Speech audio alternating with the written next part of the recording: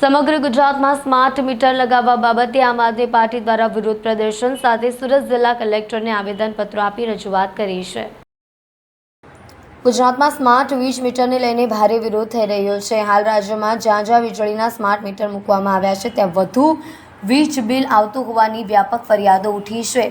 ત્યારે હવે સુરતમાં પણ સ્માર્ટ મીટરને લઈને ભારે વિરોધ શરૂ થઈ ગયો છે। સરકાર અને વીજ કંપનીઓ અગાઉથી લાગી ગયેલા સ્માર્ટ મીટરો કાઢવા નથી માંગતી અને લોકો કોઈપણ સંજોગોમાં સ્માર્ટ મીટર કાઢીને જૂના મીટરો લગાવવામાં આવે તેવી માંગ કરી આકરી ગરમીમાં પણ વિરોધ કરી રહ્યા છે। અગાઉ રાજ્યભરમાં અનેક શહેરોમાં ઠેર ઠેર દેખાવ થયા છે, ત્યારે હવે સુરતમાં પણ સ્માર્ટ મીટરને લઈને વિરોધ શરૂ થઈ ગયો છે। ત્યારે આજે સ્માર્ટ મીટરને લઈને સુરત આમ આદમી પાર્ટીના નેતાઓ દ્વારા વિરોધ પ્રદર્શન સાથે સુરત જિલ્લા કલેક્ટરને આવેદનપત્ર આપી રજૂઆત કરવામાં આવી છે। આજે આમ આદમી પાર્ટી સુરત શહેરના પ્રમુખની આગેવાનીમાં સુરત શહેરના સંગઠન અને તમામ કોર્પોરેટરો સાથે કલેક્ટર કચેરીએ આવેદનપત્ર આપવા માટે આવ્યા છે કે જે સ્માર્ટ મીટરો લગાવવામાં આવે છે અને તાત્કાલિક ધોરણે બંધ કરવામાં આવે।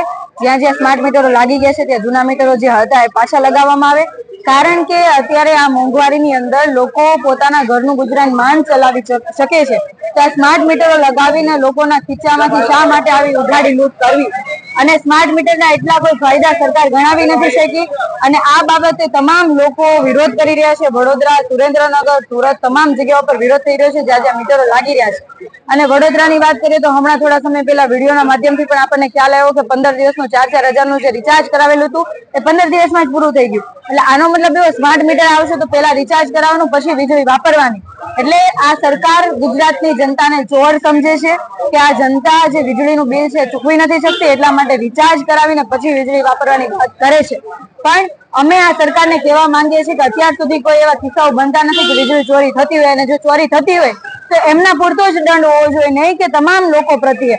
આજની આ સરકાર સ્માર્ટ મીટરો લાવીને ખૂબ મોટી વાહવાહી લૂંટવા માટે સ્માર્ટ નામ આપી દીધું છે, પરંતુ અમે એટલું કહેવા માંગીએ છીએ સ્માર્ટ મીટરો લગાવવા કરતા તમે સ્માર્ટ સિસ્ટમ કરો, કેમ કે જો થોડોક ફૂલ પવન પણ વાઈ જાય તો તરત વીજળી ગુલ થઈ જાય છે। લાઈટો આખો દિવસ નથી આવતી, આખી રાત સુધી લાઈટો નથી આવતી, તો આ બાબતે તમારી સિસ્ટમને સ્માર્ટ કરો। અડધી રાતે લાઈટ ગઈ હોય અને ગ્રાહક જો ફોન કરે જીબી માં તો ફોન લાગતા નથી, વ્યસ્ત આવે છે, લાગે તો કોઈ ઉઠાવતું નથી। આવી પરિસ્થિતિઓ સર્જાતી તો તમે પેલા તમારી સિસ્ટમને સ્માર્ટ કરો।